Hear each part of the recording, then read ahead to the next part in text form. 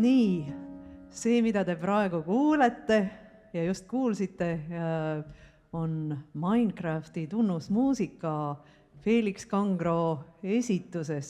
Selle on tema ära õppinud kuulmise järgi nimelt. Loodetavasti Minecrafti sellised meditatiivsed meeleolud tõid teid kõik lastekirjanduse kuulamise lainele ilusti. Felix mängib meile veel Burgmülleri ballaadi ja seejärel juba kuulame suurepärast Eesti lastekirjandust.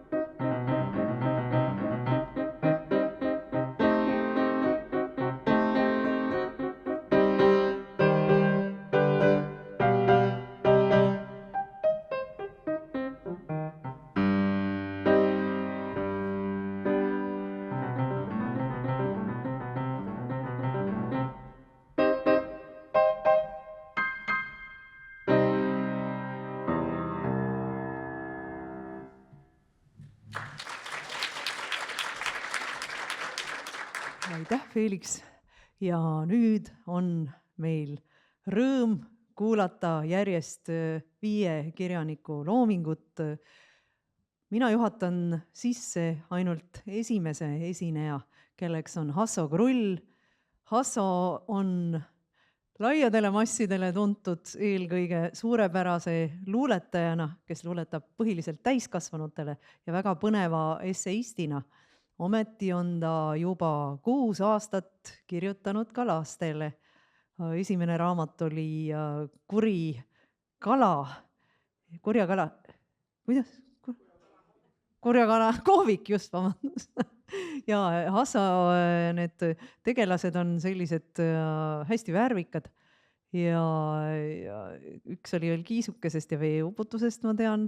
Ja siis on ka Lapse ja kuu raamat.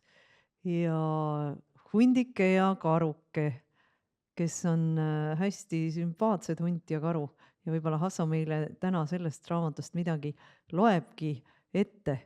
Igatahes, jah, Hasso oskab luua sellist maailma, kus tahaks nagu ise ka olla. Seda peab ütlema. Aga palun, Hasso.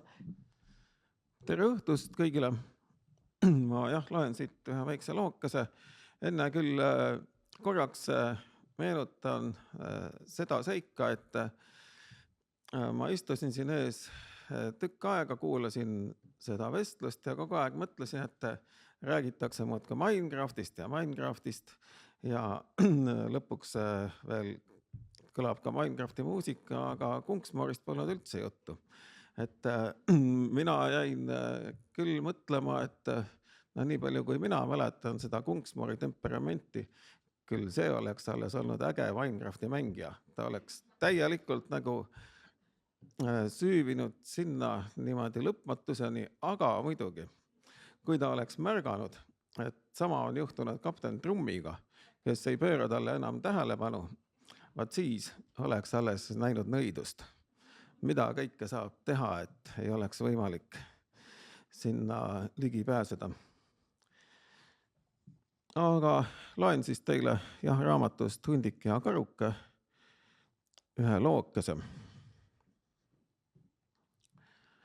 Hundik ja karuke kõndisid metsast ja arutasid. Ei tea, kuhu võiks täna minna. Ei tea, mida võiks täna teha. Kuule, karuke, ütles Hundike. Äkki läheks täna jälle kolepüksi juurde. See on üks lohe. Ei, vastas karuke. Kolepüks võtab meid kinni ja lõikab viiludeks. Ta teeb meist hundikese suppi ja karukese pirukat. Minu emme ütles nõnda. Ei, ütles Hundike, me peidame ju ennast ära. Me peidame ennast põõsasse. Kolepüks ei näegi meid. Nad läksid jõe äärde, võtsid paadi ja sõudsid üles voolu. Saarele jõudes peitsid nad paadi kõrgjatesse ja hiilisid läbi metsa kolepüksi koopa poole. Seal oli kõik vaikne. Karuke tahtis peita ennast põõsasse, aga Hundike ütles, piilume enne koopa suust sisse. Nad piilusid. Koopas polnud kedagi. Isegi voodi paistis olevat tühi. Laual oli jälle suur uhke kook, veel ilusam kui eelmisel korral. Koogi peale oli kreemiga kirjutatud. Palju õnne sünnipäevaks, Pumpsu. Kellelgi on vist sünnipäev, ütles Hundike. Nad võtsid tabureti, ronisid lauale ja hakkasid kooki sööma. Koogi peal olid vaarikad ja maasikad. Hundike sõi ära kõik vaarikad ja maasikad, aga karuke lakkus kreemi. Korraga kuulsid nad selja tagant niisugust häält. Johohohohoho! Põgeneme, hüüdis Hundike. Aga enne, kui nad laualt alla jõudsid hüpata, haaras lohe neil turjast kinni ja pistis mõlemad kappi. Kapi ukse keeras ta lukku, võtme aga pani laua servale kohe koogi kõrvale. Tore, et te tulite, ütles kolepüks. Täna teen ma teist suppi ja pirukat. Mul on vaja veel ainult kapsast, porgandit ja kartulit. Kapi uks oli klaasist ja Hundik ja karuke nägid, kuidas kolepüks võtab 2 ämbrit ja läheb koopast välja. Ta kõndis lõbusalt vilistades metsa poole, kus oli tema peenramaa. Miks me siia tulime, küsis karuke. Nüüd lõikab ta meid viiludeks. Hundik ei vastanud midagi. Ja karuke hakkas nutma. Äkki nägid nad, et kolepüksi voodis midagi liigutab. Teki alt ronis välja väike lohe. Lohe vaatas laua poole, siis kapi poole ja hakkas ka nutma. Miks sa nutad, küsis Hundike. Kus issi on, küsis väike lohe vastu. Ma tahan kooki süüa, mul on täna sünnipäev. Sinu issi läks peenramaale, ütles Hundike. Aga ma võin sulle kooki anda. Lase meid ainult kapist välja. Kapp on ju lukus, ütles väike lohe. Võti on laua peal ja ma ei saa seda kätte. Tead mis, õpetas Hundike. Sul on väga pikk saba. Lükka võti saba otsaga põrandale ja anna ukse alt praost minu kätte. Väike lohe tegigi nõnda. Hundike võttis võtme, keeras ukse seestpoolt lahti ja nad kargasid välja. Hundik ja karuke tahtsid kohe jooksu pista, aga väike lohe hakkas kõva häälega nutma. Ma tahan kooki. Hea küll, ütles Hundike, me anname sulle kooki. Nad võtsid tabureti, ronisid lauale ja sikutasid ka väikese lohe üles. Kõik hakkasid kolmekesi kooki sööma. Äkki, ütles keegi koopa suus. Johohoo! See oli kolepüks. Issi, mul on külalised, hüüdis väike Pumpsu. Kolepüks astus koopasse. Ta nägi, et Hundik ja karuke on laua peal ja söövad kooki. Korraks tegi ta kurja näo, aga nähes, et Pumpsul on külaliste üle väga hea meel, muutus ta äkki lahkemaks. Kas sa suppi ei söögi, küsis ta Pumpsult. Ei, vastas Pumpsu, ma söön suppi pärast. Hea küll, ütles kolepüks, ma teen siis kapsasuppi. Ta tegi pliidi alla tule ja lõikas kapsa, porgandi ja kartuli viiludeks.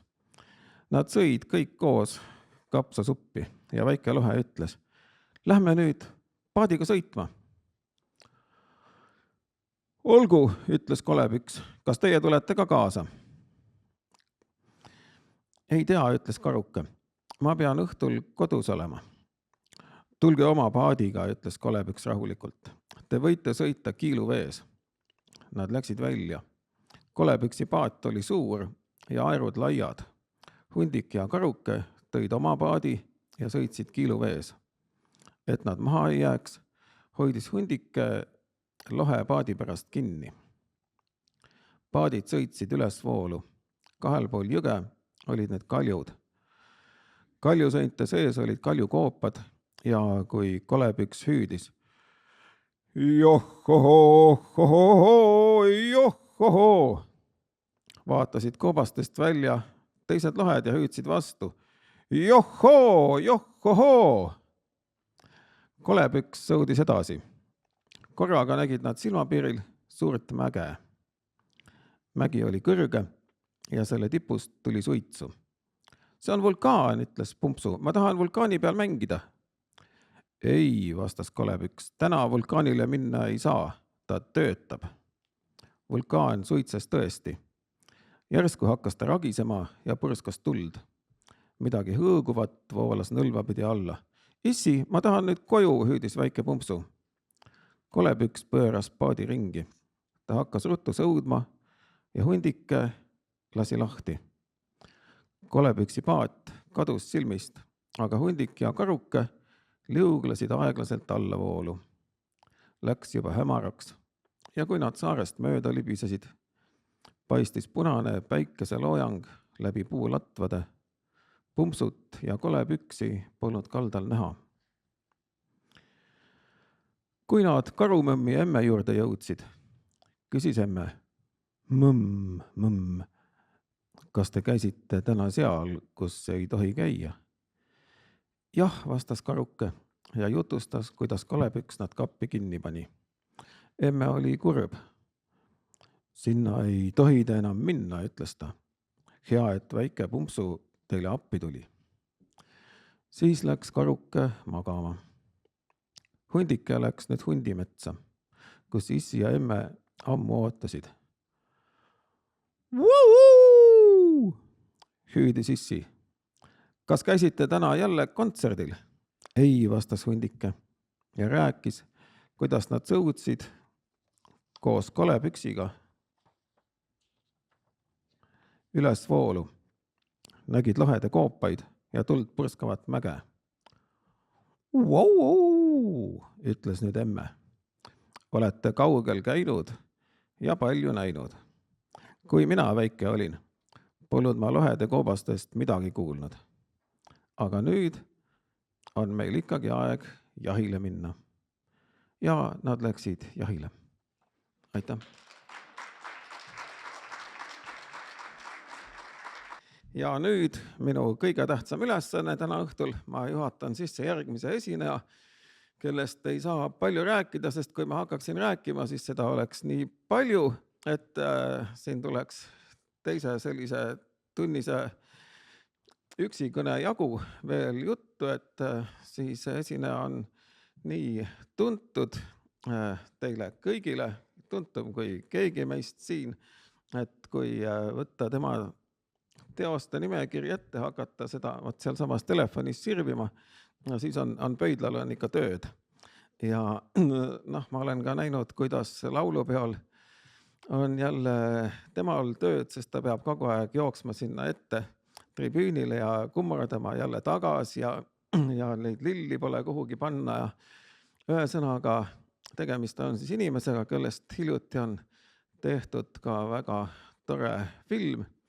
Selle ala pealkiri on Ükskord me naerame nii kui nii. Aga päris pealkiri on Leelo. Aitäh, Asso tegi mulle nii uhke selle iseloomustus, et ma mõtlesin, et nüüd jookseks minema. Täiesti, ma ei suuda kõiki neid komplimente õigustada, ei ole midagi siin öelda, aga mõtlesin, et loen siis luuletusi ette natukene. nii tore oli kuulata kogu seda vestlust, sest eks meie peres ole täpselt samad probleemid küll. Minu käest on muidugi küsitud, kui ma kohtumistel käin, et palun öelge, kuidas saaks lahendada seda arvutimängude ja telefoni probleeme. Ma ütlesin, et kui ma seda oskaksin öelda, siis ma oleks praegu pururikas, sellepärast et ma oleksin maailmas esimene inimene, kes oskab selle asja ära lahendada. Me peame ikka suure hooga ja kogu meie kogukonnaga sellega tegelema, ei ole midagi teha. Iga juhus on erinev ja küll me ikkagi hakkame lugema. Mind eriti rõõmustas või natuke ka ehmatas see, et Minecrafti juurde läks siis Kunksmoor, üks minu lapsepõlve lemmikkirjaniku Aino Perviku tegelane ja mõned aastad tagasi, kui alles Aino meie seas oli, siis just tema küsis mu käest, et kuule Lelo, et kas sinu klassis kõik lugesid? Ma ütlesin, et ei lugenud kõik, et mõnedele ma jutustasin ümber kohustusliku kirjanduse need sisud, et ei üldse mitte. Ma ütlesin, sa tead, meil gümnaasiumis ka ei lugenud. Ja lihtsalt töölisi on ka vaja, et mis nad nüüd nii kangesti sunnivad nii, et on ikka, alati on ju vaja kedagi, kes kraavi kaevab ja pesu peseb ja et mis nad nüüd nurisevad. Me vist ei taha kõik, et me lapsed kraavi kaevaksid ja pesu peseksid ainult. Nii et selles mõttes see Kunksmooriga sidumine oli tegelikult õige küll. Aga mind on viimasel ajal huvitanud just meie oma rahvapärand, sest minu meelest eesti keeles on niivõrd palju huvitavaid, nagu nüüd öeldakse, keelendeid, kõnekäände, vanasõnu, igasuguseid ütlemisi ja ma tahaks, et uutel lastel ei ole aega enam nii palju vanaemasid kuulata, kui oli minu lapsepõlves, et nemad ikkagi saaksid ka selle sõnavara kätte või kõnekäänud ja vanasõnad. Aga siin mõni luuletus sel teemal. Küsija suu peale ei lööda. Kui tahad rahus elada, siis muudkui aina küsi, mis sest, et sulle vastamiseks teistel pole püsi. Sest vanasõna õpetab ja see ju pole vale, suu peale mitte kunagi ei lööda küsijale. Kuid vahel kardan küsida, sest kuskil pole öeldud, et pepu peale küsijale iial pole löödud. Nii edasi on 2 ütlemist, ma ei teagi, kas need on vanasõnad, on mitmete rahvaste omad, väga palju öeldakse parim sõber on koer, aga samal ajal öeldakse ka parim sõber on raamat. Luuletuse pealkiri ongi parim sõber on koer, parim sõber on raamat. Vanasõnad mõtteid saavad tekitada mitmel moel. Kas on parim sõber raamat või on parim sõber koer? Kui ei taipa, mis on tõde, pole endas viga, eks? Äsja üks mu parim sõber näris teise ribadeks. Kellel on kutsikas olnud, need teavad, kuidas läheb. Veel selline vanasõna nagu 9 korda mõõda, 1 kord lõika. Võin õmblemises kõiki võita siin, see pole mulle väljakutse mingi. Ma 1 korral mõõtsin ja 2 korral mõõtsin ja 3. korral mõõtsin ja 4. korral mõõtsin ja 5. korral mõõtsin ja 6. korral mõõtsin ja 7. korral mõõtsin ja 8. korral mõõtsin ja 9. korral mõõtsin ja 10. korral lõikasin siis pooleks mõõdulindi. Edasi. Ära hõiska enne õhtut, seda ütleme väga tihti. Võid hilisõhtul hõisata, kui elad üksi mõisas sa, kuid ühismajas mõista vist ei osata su hõiskamist. Kui hõiskad õhtul hilisel, võib heliseda uksekell, näed naabrit, vaata ahvi, ta su hõiskeid laseb trahvida. Nii. Ja üks luuletus veel selle parima sõbra kohta tuleb välja, et ikkagi nii valge on, et ei ole prille vaja. Kui on hämar, ma olen sattunud niisuguse esinemisskordatesse, kus on nii hämar, et lihtsalt lugeda ei näe, siis prill natukene nagu rõõmustab, aga siin siiski ei ole vaja. Veel üks vana sõna on koer tunneb koera. Koer tunneb koera, ükskõik mis tõust ja hoolimata karvast, kasvust, jõust. Üksteises koera näevad hurt ja taksid, kuid krantsegi nad sõbraks tunnistaksid. Nii vapralt käitub väike papiljon, kes saatjaks kirjaniku papil on koera lõhn ka saledal salukil, kes lesib hapra luuletaja kukil.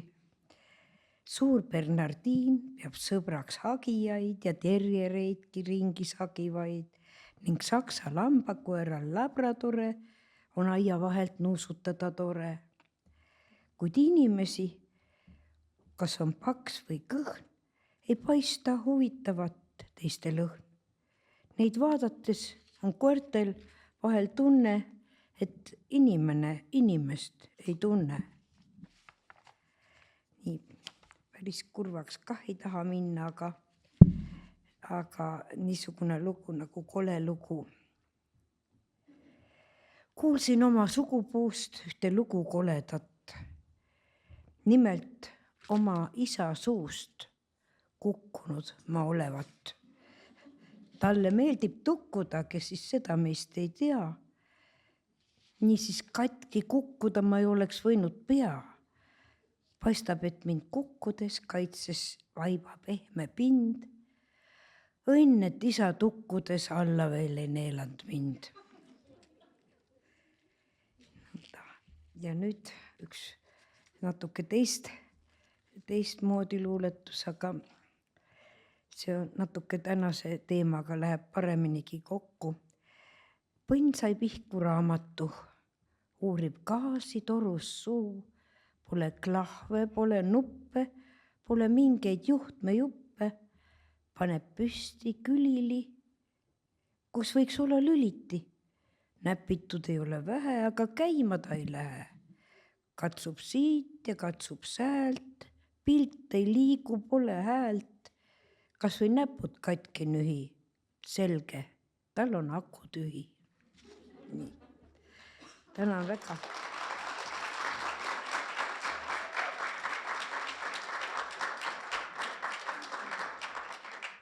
Ma ei pressinud nüüd aplausi välja, vaid mulle anti ka austav ülesanne jätkata tutvustamist. No, Eesti kui saarte poolest rikas maa on ikka, võib uhke oma saarte üle olla. No meil on, eks ole, Saaremaa, Hiiumaa, Ruhnu saar, Kihnu saar, Naissaar ja Antisaar. Ja no nagu me teame, kreeka eesliide, kreekapärane eesliide anti tähendab tegelikult vastandit, eks ole. Et Antisaar ei ole tegelikult saar, sest ta on manner ju, eks ole, mis on saare vastand. Ja nii, et ta on nii mandri jagu tähtis mees meil siin. Ta on kirjutanud igasuguseid, tõlkinud väga peeni prantsusekeelseid raamatuid. Üks oli strukturaalantropoloogia ja siis oli veel umbes samasuguseid pealkirju. Ja sellest on aru saadav, et tal tuli tunne, et kirjutaks midagi, mida inimesed ka loevad või lapsed, mida lapsed loevad. Ja siis ta kirjutaski loo, kuidas meil asjad käivad. Ja see sai kohe Kultuurkapitali preemia. Siis ta leidis, et nii need asjad käivadki. Ja hakkaski lastele kirjutama ja nüüd on tal väga palju lasteraamatuid, neid Pärdisari ja siis on ta kirjutanud 2 luuleraamatut lastele. Mõlemad said kohe söödipreemia, aasta parim luulekogu. Nii et mul ei olegi muud öelda, kui Antisaar ehk härra Manner peaks nüüd meie ette uute luuletustega astuma. Ootame, Anti.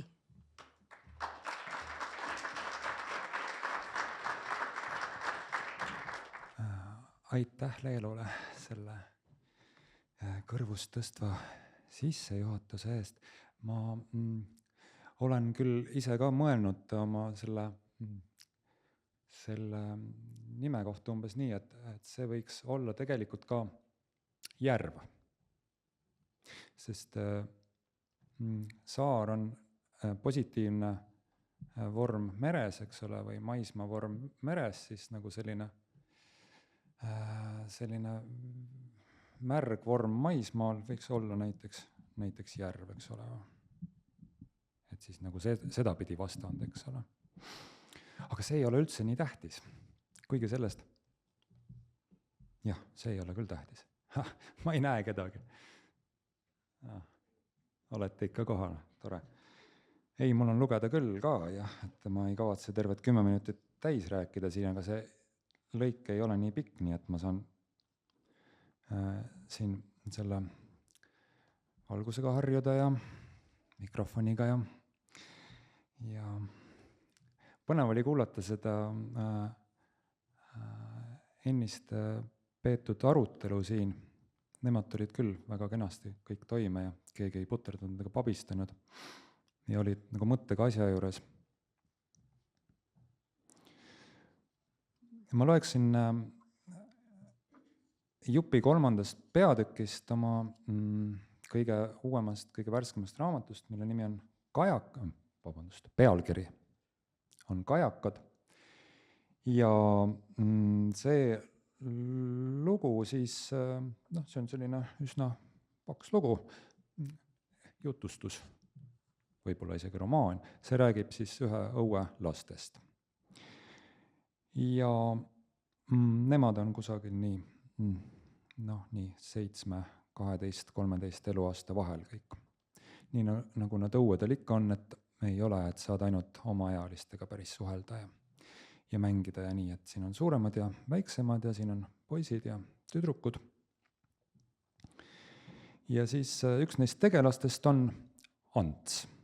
Ja see Ants kohe sisse juhatavas peatükis, tema on selline nii-öelda hullu leiutaja tüüpi poiss, et tema ehitab zipline'i kohe kõige sissejuhatavas peatükis ja siis põrutab selle zipline on see nii-öelda see trosslaskumine, eks ole. Ma ei tea, kas selle kohta on paremat eestikeelset sõna olemas.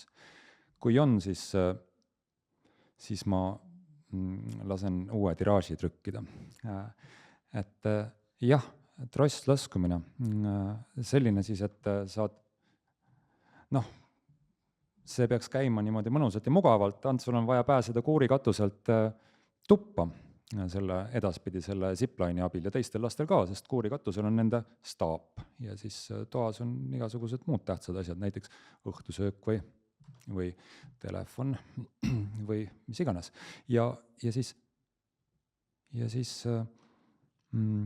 see zipline saab nagu selline, et kohe sissejuhatuses ta vist on natuke järsu kaldega, et kohe sissejuhatavas osas siis Ants põrutab igavese filinaga omal jalakipsi vastu seda eeskoja seina siis või niimoodi ja kukub sealt alla pojengi põõsasse ja nüüd on 3. peatükk on pisika tagasivaade Antsule.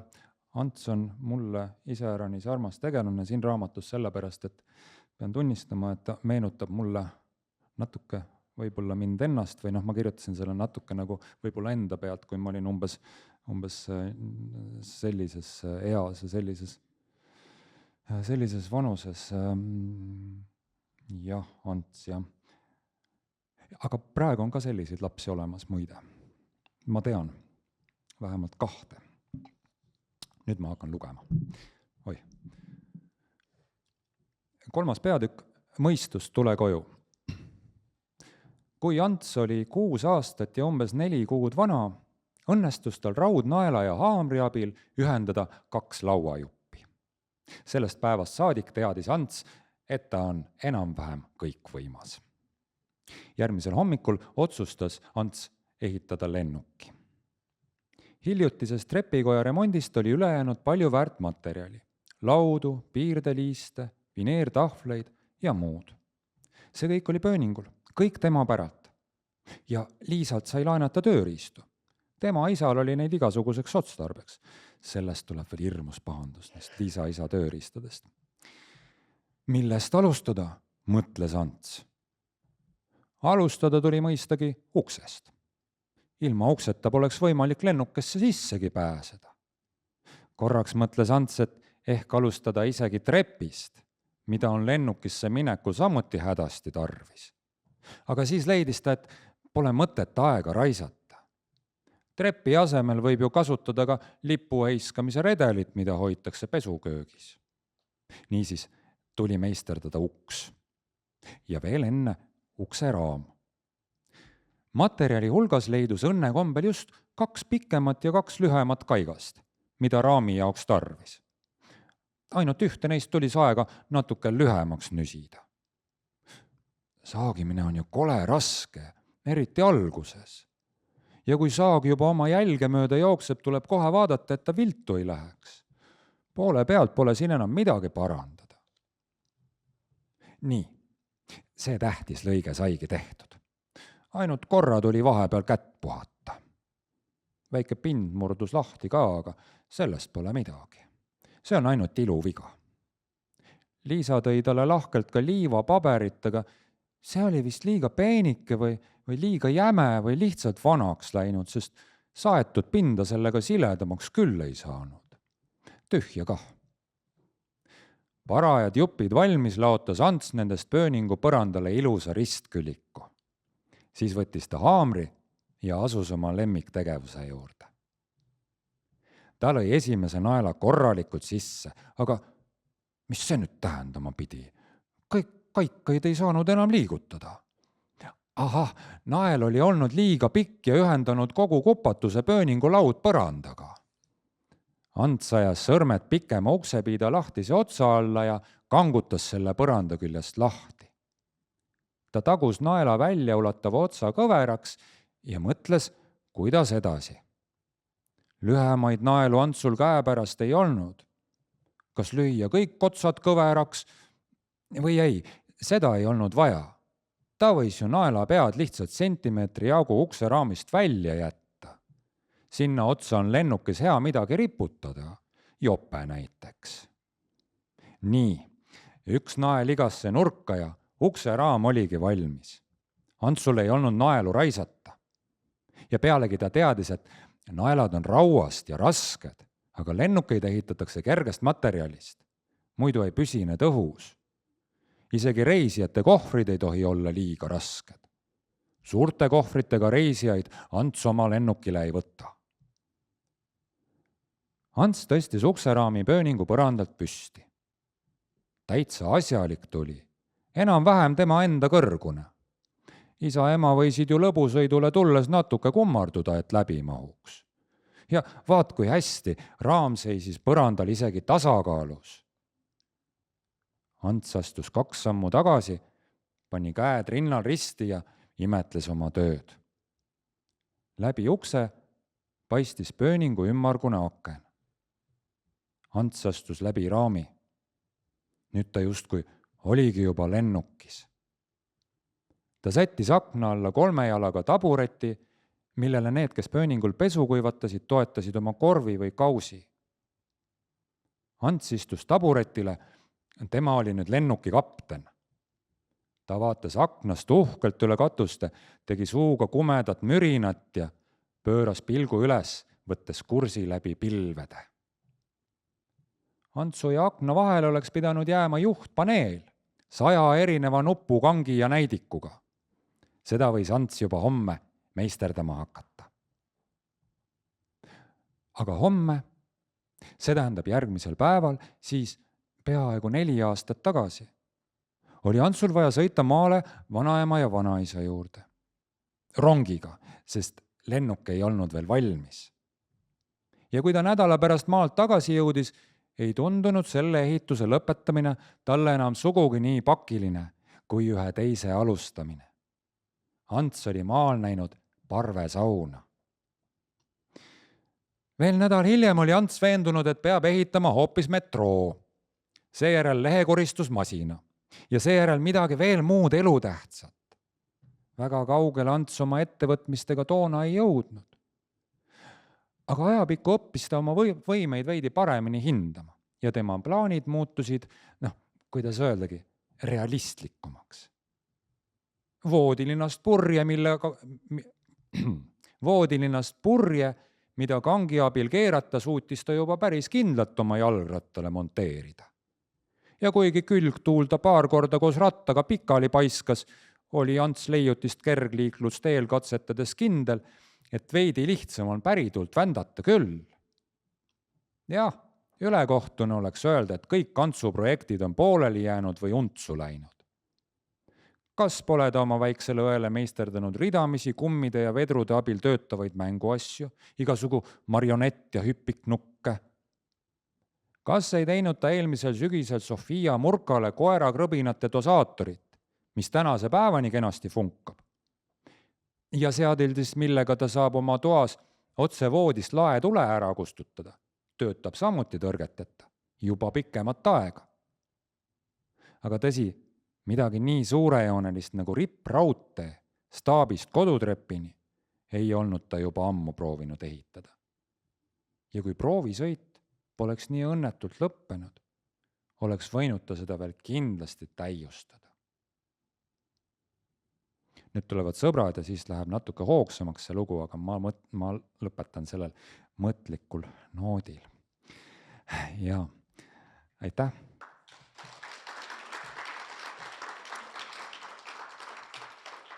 Ja mul on ka suur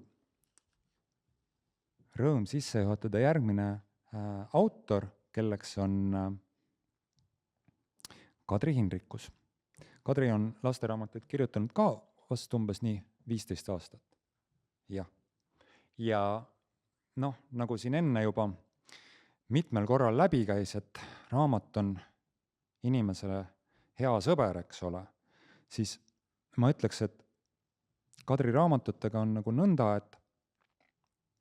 et see muidugi kehtib, et raamat on ise hea kaaslane, aga nendest raamatutest mul on selline tunne või ma usun, et päris paljud lapsed on leidnud neist endale ka selliseid päris lihast ja luust või vähemalt paberist ja tindist sõpru, paberist ja trükimustast sõpru nende raamatute tegelaste näol, sest Kadri on nad nii hästi osanud nagu elusaks kirjutada, et need on pärised, need tegelased on täitsa sellised inimesed, kellega saab jagada oma rõõme ja oma jamasid, kellega saab koos naerda ja kurvastada. Selles veendumiseks ma arvan, või ma soovitan lugeda näiteks raamatut Elevant või raamatut Katariina ja Hernet. Meie peres on kõige menukam praegu Kadri Taksi ja Dogi sari, sest minu tütar on ka suur koerasõber. Ja ma juba nägin kõiki neid 3 raamatut Kadril põlvede peal seal, et küllap neist ka juttu tuleb. Palun, Kadri.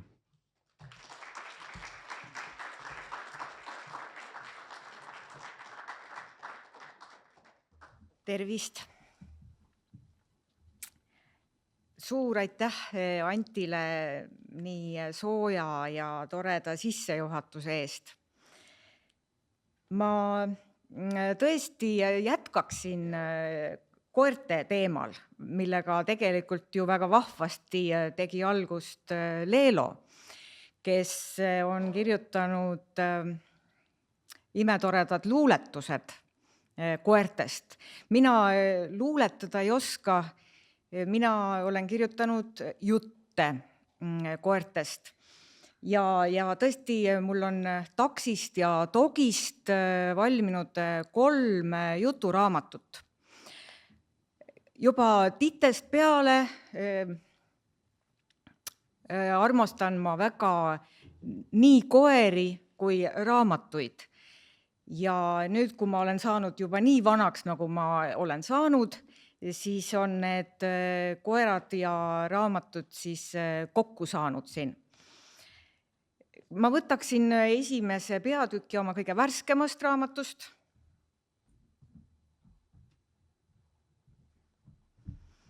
Raamatu pealkiri on Taksi ja Togi suur päev. Ja esimene peatükk annab pealkirja Kool. Ma nii palju veel sissejuhatuseks ütlen, et kõigis neis 3 raamatus, nagu pealkirjagi ütleb, peategelased on Taks ja Togi, nad on kõige suuremad sõbrad ja kõik ülejäänud tegelased nendes raamatutes on ka koerad, erinevad koeratõud, siin ei ole ühtegi inimest ja siin ei ole isegi mitte ühtegi kassi.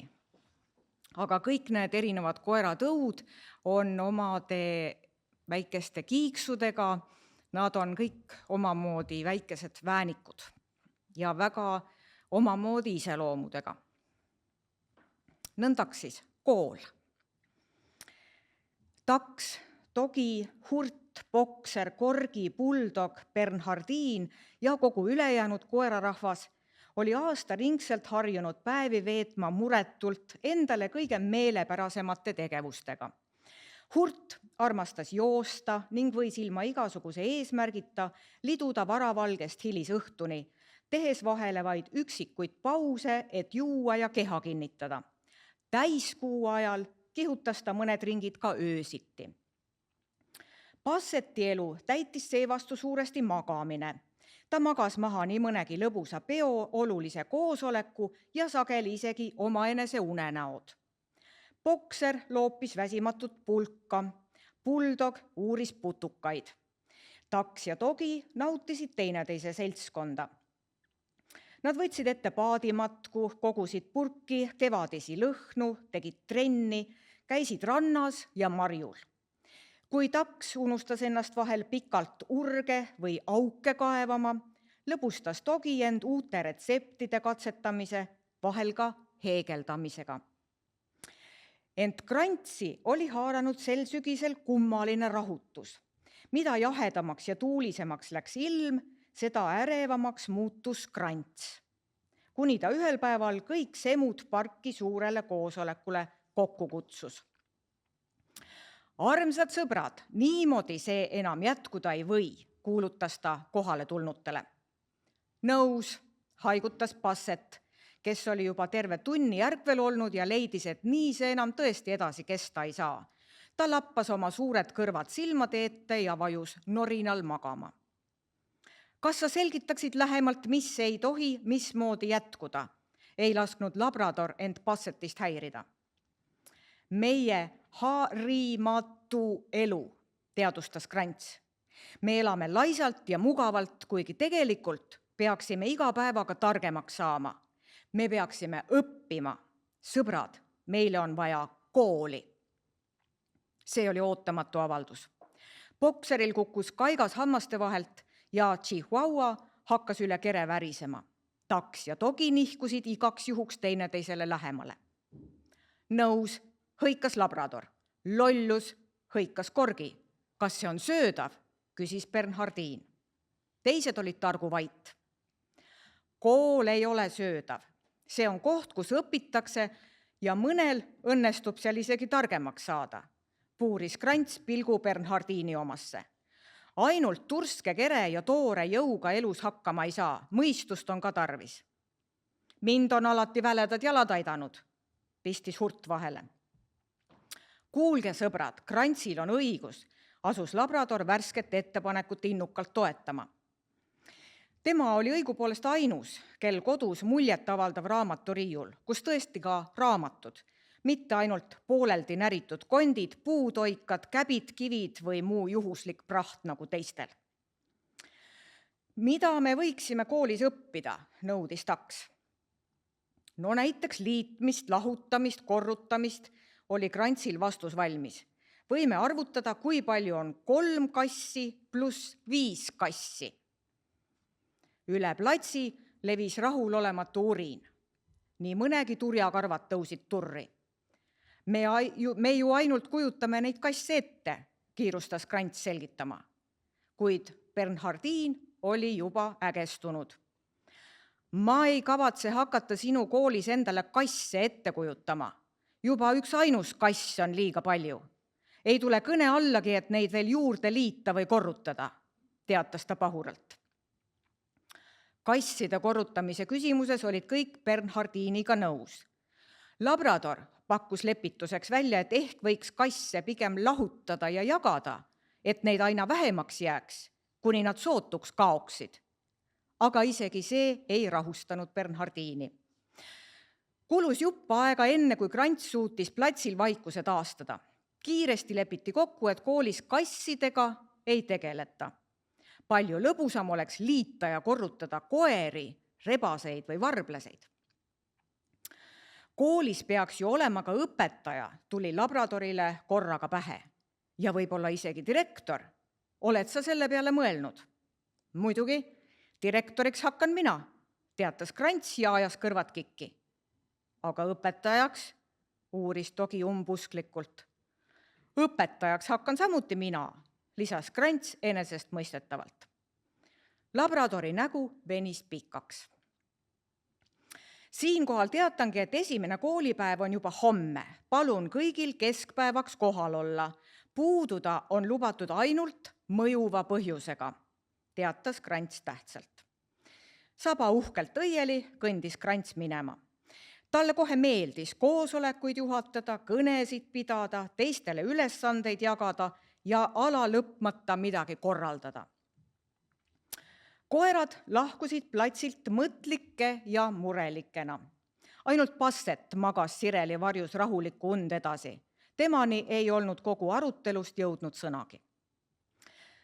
Järgmisel päeval, mis oli pidulikult kuulutatud esimeseks koolipäevaks, jäi aga plats siiski tühjaks. Tuli välja, et nii tark oli igaüks ilma õppetundidettagi, et endale koolist puudumiseks üks või lausa mitu mõjuvat põhjust välja nuputada.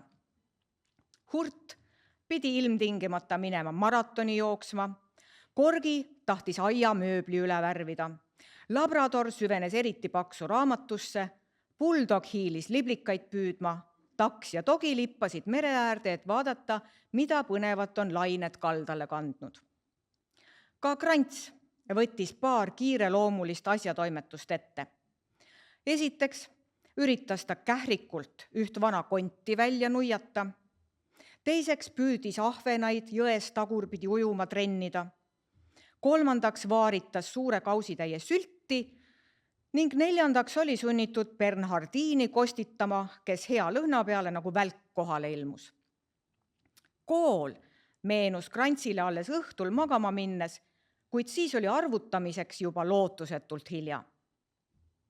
Nojah, eks võime koolivärgiga ju ka mõnel muul päeval tegeleda. Võib-olla see polnudki kõige parem idee. Limpsis Krants mokad süldist puhtaks ja viskus rahulolevalt ägisedes asemele. Chihuahua oli ainus, kelle kohusetunne ette nähtud ajaks parki ajas. Ta värises suures koolihirmus veidi aega kastani lehe all, aga kui nägi, et kedagi rohkem tulemas ei ole, põgenes koju tagasi.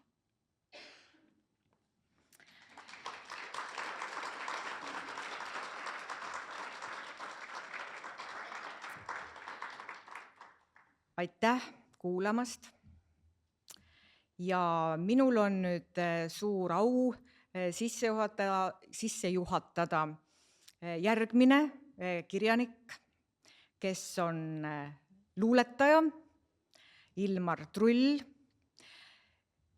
Ilmarilt on ilmunud minu meelest vähemalt 15 luulekogu ja minu jaoks on tema üks minu lemmikluuletajaid, sest tema luuletused on väga muheda ja sooja huumoriga, väga värvikate tegelastega, väga ootamatute olukordade ja väga vahvate ja naljakate puentidega. Ilmar ei kirjuta luuletusi ainult lastele, minu meelest on tema luuletused ka täiskasvanutele äärmiselt mõnus maiuspala. Ja lisaks kõigele, kui veel keegi ei tea, siis Ilmar on suurepärane kunstnik ka, kes kahjuks väga vähe viimasel ajal joonistab. Nii et palun, Ilmar.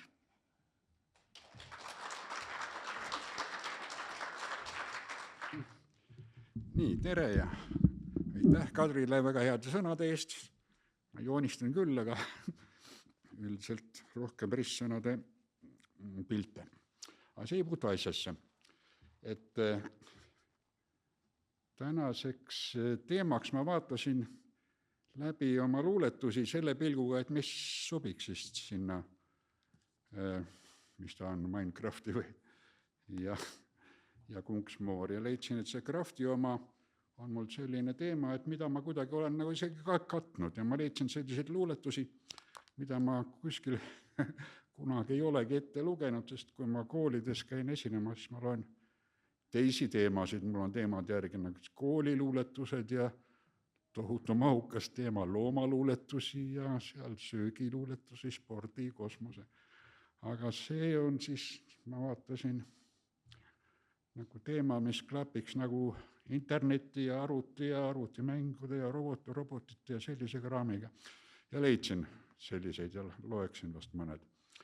Ja leidsin, et vaat äsja ilmus mul ka uus raamat, Veidi veidrad veised, ja siin avaluuletus ongi selline, mis kohe sobib teemasse. Selline intertekstuaalne Kati Karu. Kõik teavad ilmselt seda laste laulu.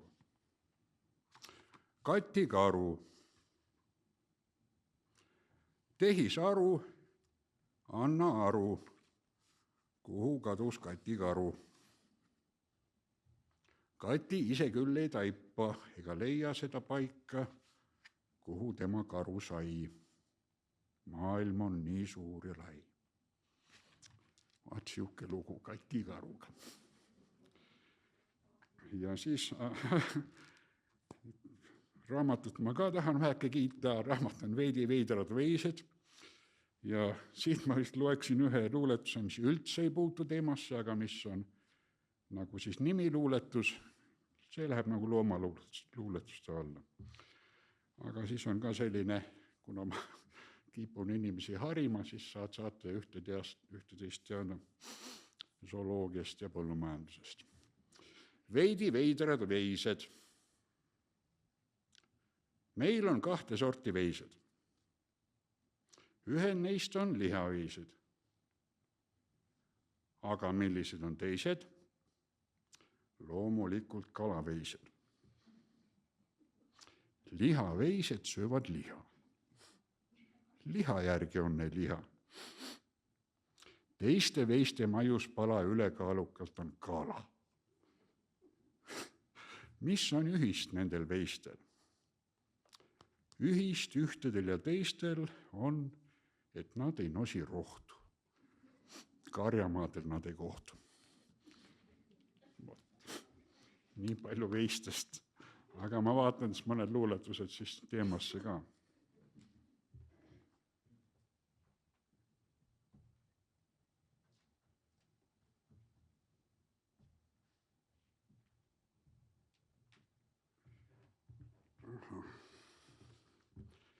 Üks on, see on ka, kuidagi on teemasse seoses tehisaruga. Ma tegin luuletuse oma enda arust. Pealkiri on Nupumees.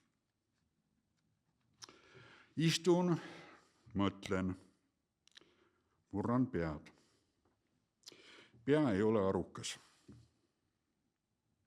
Peas võiks olla mõtted head, luuletus või parukas. Mina pole nende seas, kel on taolist kraami peas. Minuga on nõnda, et peas on nupuga barett. Luuletaja võib endale lubada, luuletaja võib olla napi aruga küll, peaasi, et asjad riimi lähevad. Midagi ehk ikka välja tuleb. Nii, mu telefon. Mu telefon on tutikas ja lapik nagu latikas. Ja ta on hiiglanutikas, kuid töötab nagu lutikas. See põuetasku muhk on natukene nuhk. Kes sa oled? Tõesta, et sa pole robot. Muidu edasi ei saa. Muidugi ma pole robot, sest et kaamel olen ma. Pagana robot.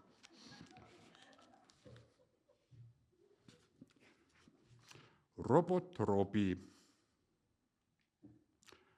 Kõik need päevad, kõik need ööd, robot Robi rabab tööd.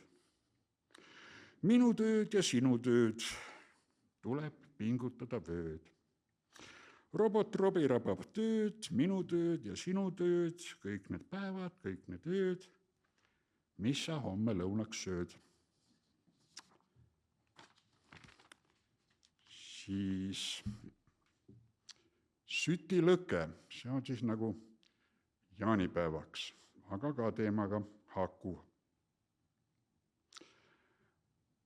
Aidake, kes mõistaks kosta, tohiks hetkeks tülitada. Mina jaanituld ei oska üldse sisse lülitada. Näpi siis või ära näpi, aga telefonis pole ainumatki taolist äppi.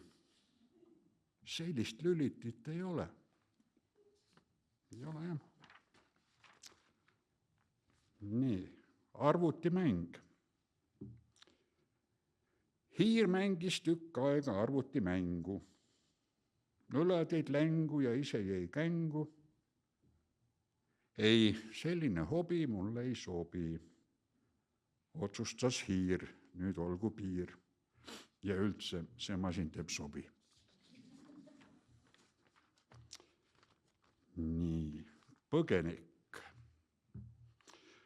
Oli öö ja pime ja meil kaduma läks korterist see robot tolmuimeja.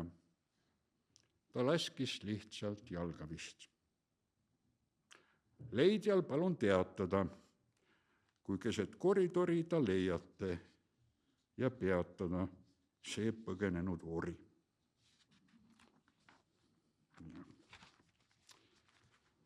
Raske lapsepõlv. Lapsepõlv meil oli raske. Leival puudus vorst ja juust.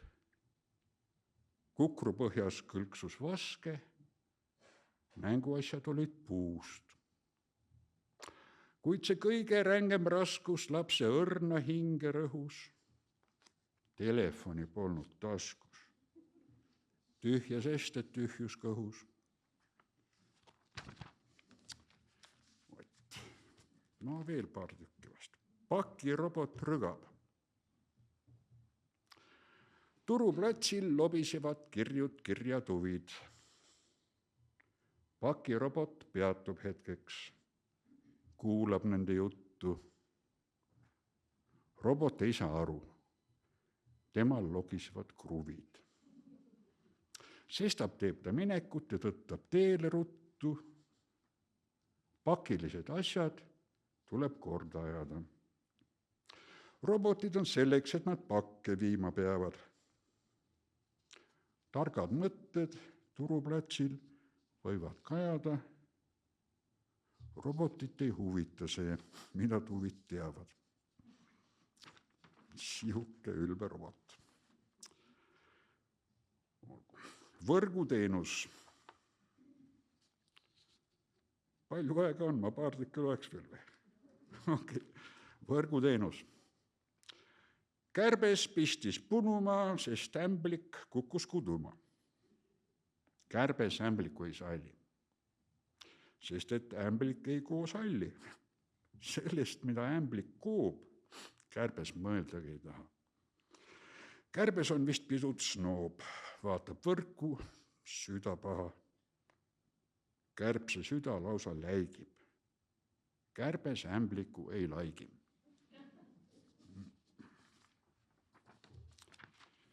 ja veel internetist. Ätt ja moor. Armusid kord moor ja ätt. Moor oli noor ja ätt oli pätt. Aeg aga läks ja nad said vanaks. Moor sai noobliks kodukanaks.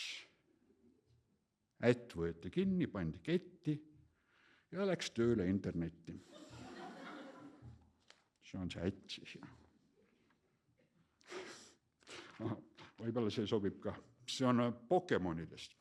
Kunagi otsite, mäletate mõned aastad tagasi Pokemone telefoniga.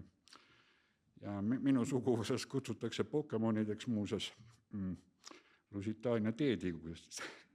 Sest sel ajal, kui kõik linna peal neid Pokemone otsisid, siis meie otsisime sealt suvilas neid tigusid ja siis sellest ajast nimetame neid Pokemonideks. Aga see on Õhtu Mustamäel. Üksik Pokemon õhtuses linnas hängib hämaral Tammsaare teel. Ilus helin on olendi rinnas, aga mõru on olendi meel. Teda jälitab vana ja noor, seeni ärevaks muutnud on meele. Õdus õhtune valgusfoor suunab olendi Mustamäe teele, kus ta sörkides kaob minu silmist. Küllap seevaldi jõuab ta varsti. Nagu viirastus viletsast filmist, talle tarbis on head närviarst. Olgu viimane luuletus, see on siis nagu kokkuvõtlik. Kiviaja lood, asjad. Mul on vist 4 kiviaja lugu on ja see on siis nagu asjadest. Enne muiste, vanal ajal, kivikoopa seina najal tehti osa asju puust. Osa asju tehti luust, osa asju tehti kivist, osa asju tehti muust. No ja täpselt sedasi kestab see kõik edasi. Aitäh!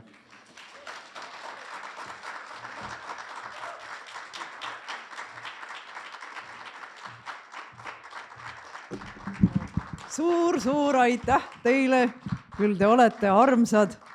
Ja hundike ja karuke ja poiss, kes kukkus isa suust ja see poiss, kes tundis end kõikvõimsana lauajuppe kokku lüües ja taks ja dogi ja Pokemon ja teised veised. Mul on tunne, et teie kallutasite nüüd selle matši küll Kunksmoori kasuks, et täna veel vist tänu meie lastekirjanikele võitis Kunksmoor. Elagu! Ja aitäh kõigile!